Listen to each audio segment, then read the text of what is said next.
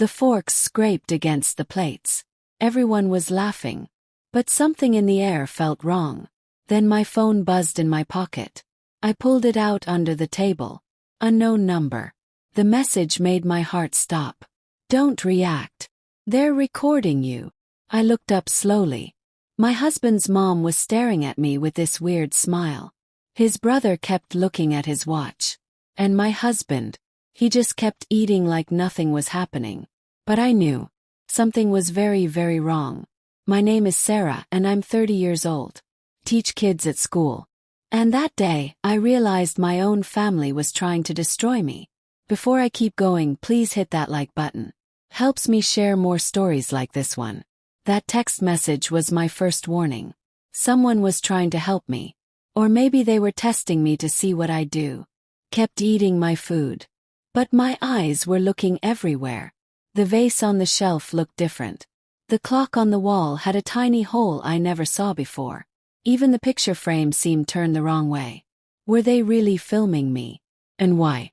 What did they want to catch me doing? I'm not a bad person. I'm just Sarah. Wife. Teacher. Someone who never yells or fights. But right then I knew something big was coming. And I had to be ready. My mother-in-law never liked me. She always said I wasn't good enough for her son. She'd say mean things like, "Some girls just marry for money." She'd say it right in front of everyone at dinner. And I would just smile and pour more water. But inside I felt like crying. That message at lunch changed everything. Someone in that house wanted to warn me. Or maybe hurt me. I needed to find out who. So I kept eating. Kept smiling. But in my head I was making a plan. If they were recording me, I'd record them too. The game had just started. And I wasn't going to lose. That night, I waited until everyone was asleep. My husband was snoring like always. I walked quietly to his office. The computer was still on. And there on the screen was a folder. It said Sarah Files on it. My hand started shaking. Clicked it open. And what I saw made me feel sick. There were videos. Lots and lots of videos. Each one had a date and a place written on it. Kitchen March 5th. Bedroom April 12th. Bathroom May 3rd. They had been watching me for months. In my own home. In private places where nobody should ever see me. I opened one video. It was me sitting on the couch. I was on the phone with my mom. I was crying. I don't know how much longer I can stay here. I feel so alone. Hearing my own sad voice made me want to scream. They had everything. Every time I cried. Every time I felt weak. They had it all saved like I was some kind of science project. But then I noticed something strange. The videos were cut up. Changed. My words were moved around. A shirt I wore on Tuesday was showing up in a video from Monday. They weren't just watching me. They were making fake videos to make me look crazy. But why? I went back upstairs without making any noise. But something inside me had changed. I wasn't just hurt anymore. I was angry. And I was going to fight back. If they wanted to play games, I'd show them I could play too. The next day I went to the store and bought a hard drive. I copied everything from that computer. Every single video. Every single file. Then I made a new email address that nobody knew about. I sent all the files to myself. Now I had proof. Proof that they were the bad ones, not me. Then I went to my school and asked for time off. I told them I was sick and needed to rest. They said okay. I needed time to think. Plan. Because this wasn't just about being mad anymore. This was about protecting myself. I spent the next few days at the library. I watched every single video. I wrote down all the dates. All the times. All the lies they created. And then I found the worst one. A video of my little boy, Michael, talking to his grandmother in his room. She told him, "Soon Mommy will go away. And this house will be all ours." My blood went cold. They were using my own child against me. Trying to make him think I was leaving him. That was the moment everything became clear. They wanted to take Michael away from me. Make everyone think I was a bad mom. And keep the house for themselves. I couldn't just sit and wait anymore. I found a lawyer who helps people when bad things like this happen. She watched the videos and said, "They just made a huge mistake." We started a case in court. Secret case. Nobody knew it was coming. We asked the court to check all the videos, to prove they were real and that someone had changed them. We also asked for protection so Michael wouldn't be used against me anymore. And you know what? Court said yes. But something was still missing. I needed everyone to know the truth. Not just the court. I needed to rip off every mask these people were wearing. So I decided to throw myself a birthday party. But the gift wouldn't be for me. It would be for them. A box with a screen showing everything they'd done to me. But before the party, something happened that almost ruined everything. I found a note in Michael's backpack, written in pen. No name on it. It just said, "You need to leave now. They're going to use your son." My whole body froze. This wasn't just a guess. Someone knew what they were planning. Someone close to them. And they were trying to save me. I held that note and started thinking. Who wrote this? Who was brave enough to warn me? I remembered something my mother-in-law said a few days before. "Michael's been so quiet lately. Like he knows something." At the time I thought she was just being mean. But now I understood. They were filling his head with lies about me. Trying to turn my baby against me. I sat next to Michael that night and asked him softly, "Has anyone been saying strange things about Mommy?" He looked scared. Then he whispered, "Grandma said you want to take me far away and never come back." I couldn't breathe. They were poisoning his little mind. Making him afraid of me. His own mother. That was something I would never forgive. Not ever. The next day I took that note to my lawyer. She helped me write a new request to the court. We asked the judge to stop my mother-in-law from seeing Michael until everything was solved. The judge looked at all the proof and said yes again. Finally, I was protecting my son. For the first time in so long I felt like I could breathe. But my mother-in-law didn't take it well. The next night she came to my house screaming, "What did you do, you terrible girl?" She yelled so loud from the street that Michael heard her and ran to hide. I just closed the door. I knew she was panicking because she was losing. But what she did next shocked me even more. The next morning I walked outside and saw my car. Someone had scratched it all over. Bad words were painted on the doors in white paint. Words like liar and bad mom. Michael saw it before I could hide it. He stood there staring, trying to understand who would do something so mean. Called the police right away. They came and took pictures. But they said without a camera on the street, it would be hard to catch who did it. I stayed quiet because I already knew who did it. And what she didn't know was that I had put a tiny camera pointing at my driveway. That night the camera caught everything. My mother-in-law wearing a dark coat, spray painting my car. My lawyer watched the video and smiled. Now we have her. We showed the video to the court and asked them to keep her far away from me and my house. The judge agreed. But even though I was winning in court, I felt so tired. Michael was crying at night asking if Grandma hated him. Said no. But honestly I wasn't sure anymore. These people seemed to hate everyone. On Sunday, my husband finally showed his true side. He slammed his hand on the table and yelled, "You're breaking this family apart." I didn't even look up. I just kept eating. Inside I felt sad because now I knew. He was on their side. Not mine. He had always been. That same day, he tried to stop me from leaving the house. He said I was turning Michael against his family. I almost laughed. He was the one who let them film me in secret. And now he was pretending to care about our son. Then came the worst part. I found Michael crying in the bathroom that night. He said his dad told him, "Mommy might get taken away if she doesn't get better." I sat on the floor and hugged him for hours. That was it. They were even making him afraid I'd disappear. I couldn't wait anymore.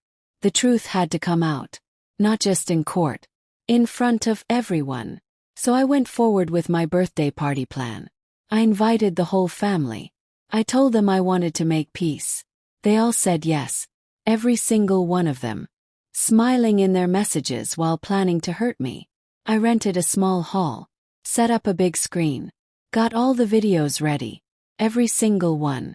No cuts, no tricks, just the truth. During that week, my husband started acting weird. Always on his phone, whispering to people.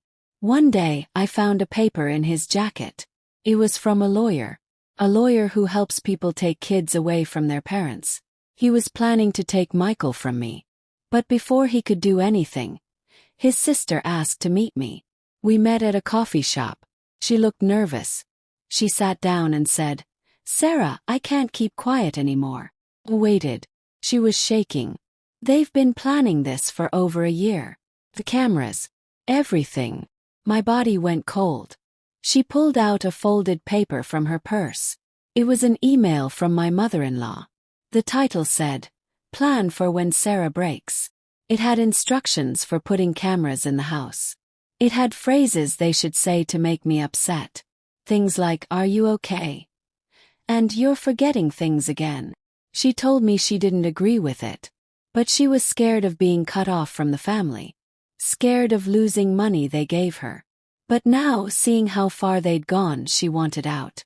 She gave me a small drive with all the proof on it. I took it with shaking hands. This wasn't just mean behavior anymore. It was a crime. They had planned everything. Every detail. And now I had proof. I brought everything to my lawyer. She read the email for a long time. Then she looked at me and said, "You have a case for lying, spying, hurting you emotionally, and trying to trick the court." It was more than I expected. She wrote new papers for the court. The judge looked at everything and approved it in just 3 days. Now, by law, my husband and his mother couldn't come near me or Michael. But I still went ahead with the party. I wanted them to see. To feel what they'd done. The morning of the party, I got another text. "Don't trust anyone today. Not even the ones smiling." For a second, I wondered if they were planning something else. But I was ready. Nothing they said or did could change what was about to happen. They all came with fake smiles. Hugged me. Brought flowers. My mother-in-law even said I looked beautiful. But when the lights went down and the screen turned on, the room went silent. The first video showed me reading to Michael. Sweet and normal. Then the audio started. My mother-in-law's voice. "She'll destroy herself. We just need to give her a little push." Some people laughed nervously. Others looked confused. Then came the big moment. 2 videos side by side. The fake one they made versus the real one. In their version, I was yelling and acting crazy late at night. In the real one, I was just crying quietly while reading a letter from my dad who had died. The room went completely quiet. Then my mother-in-law's hand slammed the table. "You set this up." But her own husband stood up and said something that shocked everyone. "No, Agnes.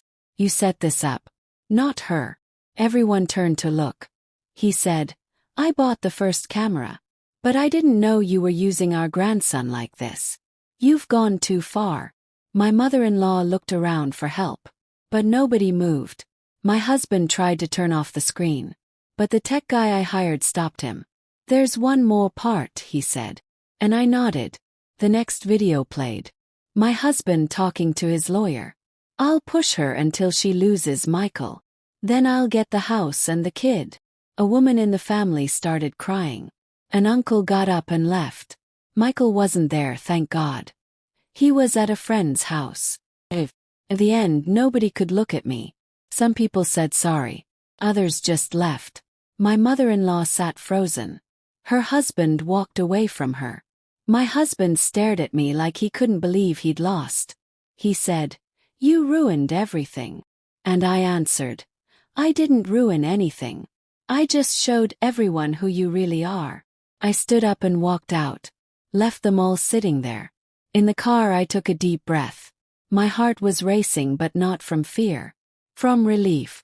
My phone buzzed. A message from the court. The judge had given me full custody of Michael. Nobody could see him without permission until the next hearing. Smiled. I had won. But something was still coming. Something nobody expected. When I got home and turned on the lights, I saw a white envelope on my table. No name. No address. Inside was a photo of me sleeping. On the back, someone had written, "You still don't know what I can do." I held it with shaking hands. This photo was from the night before. My hair, my blanket, even the book next to me. Someone had been inside my house while I was sleeping. I wasn't safe. Even after everything. Even after the court said they had to stay away. Someone still got in. I looked around. All the windows were locked. The front door too. But the back door. The spare key my mother-in-law used to have. I called my lawyer immediately. She said, "Don't panic. Put the photo in a bag and take it to the police tomorrow." That's what I did. The police came to my house and looked at everything. But deep down I knew it would be hard to find who did it. I spent the next few nights sleeping with the lights on. Any sound made me jump up. I was so tired. But I wouldn't give up. They wanted me to give up. To leave. To disappear. But I wouldn't. My lawyer asked the court for more protection. This time the judge ordered special monitoring. If anyone came near my house, I'd get a message on my phone. But even then I didn't feel safe. With the case still going, my husband started playing victim online. He posted old pictures with Michael. Wrote captions like, "Miss my son." Thanks to lies. People who didn't know the truth started supporting him. I got mean messages online. People called me cruel and unfair. But this time I had armor. I made a secret account and started posting the videos. One by one. With dates. With facts. No attacks. Just truth. What started with 10 views became 10,000. Then 100,000. News stations started talking about my story. They called it an example of family abuse and manipulation. I got messages from other women. Other mothers. Other people who'd been hurt the same way. My voice was growing. But one quiet night I got a phone call. Unknown number. The voice was low and strange. Disguised. "You're sharing too much. And we're not the only ones watching you now." Then the line went dead. I realized something scary. My revenge was working. But maybe I'd woken up someone even worse. I stood there holding the phone. That voice wasn't from my mother-in-law or my husband. It was someone else. Someone colder. Someone watching from far away. I started wondering who else wanted to hurt me. Who else wanted to keep me quiet. Then it hit me. Maybe this went deeper than I thought. That week, my most watched video was the one of my husband planning to take Michael. It went viral. A woman messaged me saying, "He did the same thing to me years ago. But nobody believed me."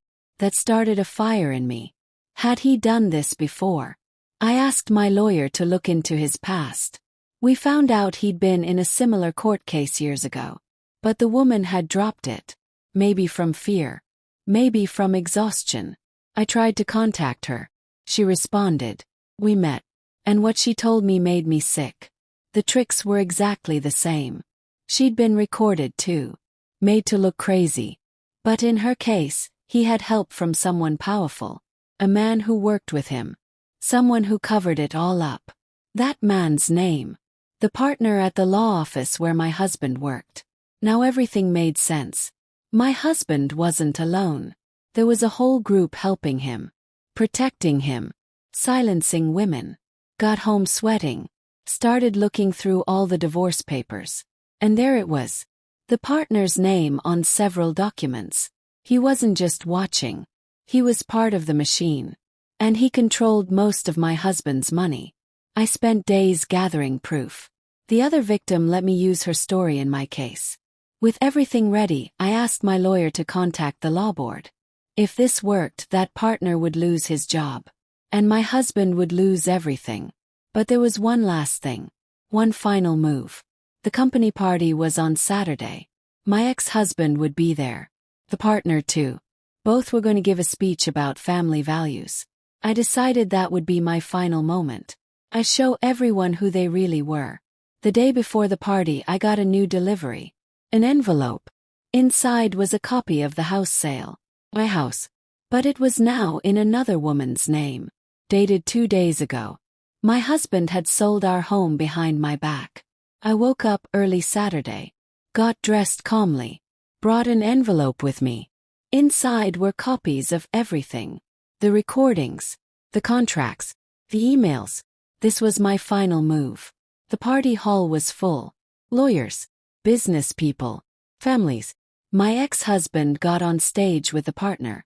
They talked about values, about family, clapping for themselves. I waited until the end. Then I stood up, walked to the tech person and handed him my drive. I walked onto the stage calm and steady. Took the microphone. Sorry to interrupt, but everyone here deserves to see the real story of these men. The room went silent. The footage started playing. Videos, documents, everything. All shown on the big screen.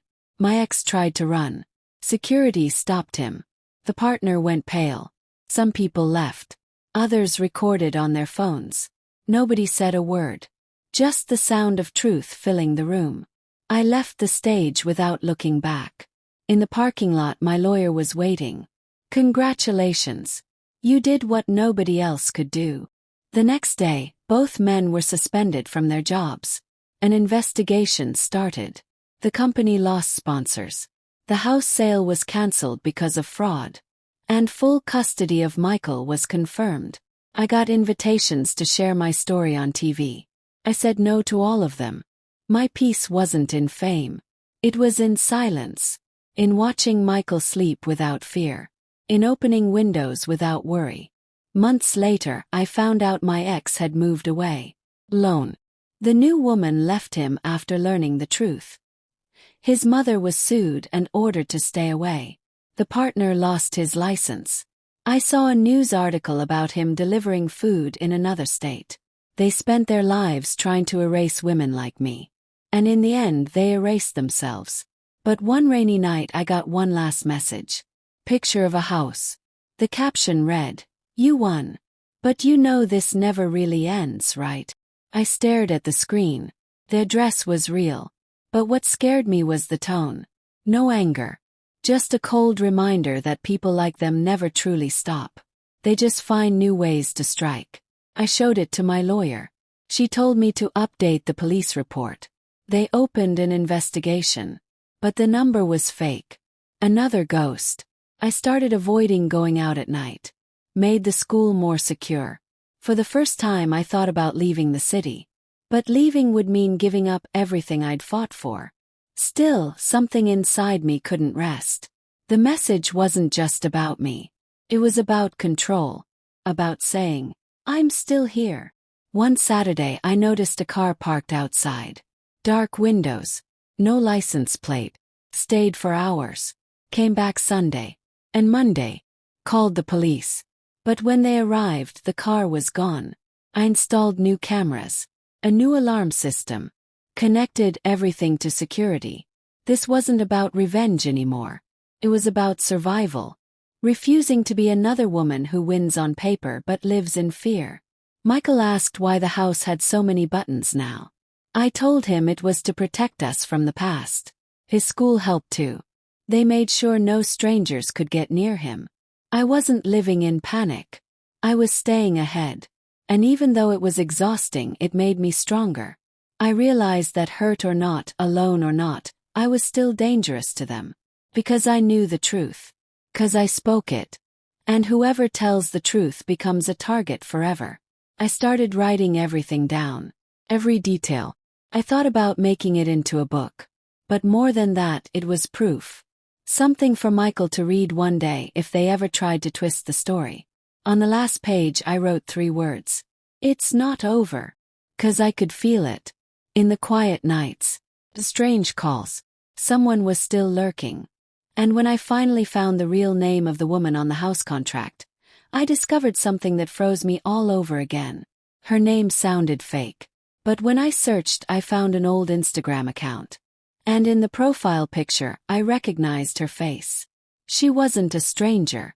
She was my ex-husband's old college friend. I'd seen her in one old photo from years ago. Sitting on his lap. Not like a friend. Like someone who belonged there. And the caption said, "My first home." Suddenly everything made sense. She wasn't new. She was from the past. Someone who never left. Someone who waited. My mother-in-law used to say, "Some people don't know their place." Now I understood. She was always plan B. The house sale wasn't just about property. It was symbolic. Message. But now I saw. And that weakened them. I filed to cancel the sale based on fraud and their hidden history. The court agreed. The house went back under review. She disappeared. So did the threatening number. But instead of relief, I felt a silence I couldn't trust. My son started smiling again, sleeping better, could cook, listened to music, but always with that feeling that I needed to keep watching. 'Cause people like them don't give up. They just wait. The wound healed, but the skin would never be the same. One day I got a voicemail. 3 seconds. No words. Just a child's voice saying, "It's her." I knew that voice. It was Michael. That broke me. I checked every device, every camera. No signs. But the recording was real. It was the final message. They still had access to something. That night, I looked in the mirror and saw a faint blue light glowing from the lamp. I walked over without breathing. The glow came from inside. Tiny camera. Hidden. Aimed at my bed. My knees gave out. After everything, someone had still broken in. Called the police. They collected it and traced the signal. The address. An apartment rented by the college friend. Paid for by my ex-husband's former partner. With all the proof, my lawyer filed charges. Stalking. Breaking court orders. Invasion of privacy. Endangering a child. The judge didn't wait. A search warrant was issued. Police knocked on her door in daylight. Inside they found more equipment. Photos of me and Michael. It was sick. She was arrested. The ex-partner too. My ex-husband was charged for helping them. The media exploded. What started with one woman being filmed became a national story of stalking and abuse. For the first time I saw all 3 faces on the news. Not as winners. As criminals. And me. I moved to a new house. Smaller town. New job. A quiet street with friendly neighbors and flowers everywhere. Michael laughs often now. He's growing up happy. He knows the basics of what we went through. I never got another threat. Never saw another strange car. Never had to sleep with a knife again. Today when I look in the mirror, I don't see the tired woman who feared her own home. I see a survivor. A mother. Force. And if anyone ever tries to erase me again, I hope they know. I already went to war with my own family. And I came back standing. If this story moved you, hit that like button. It really helps me keep sharing powerful stories like this. Thanks for watching Glow Girl Revenge.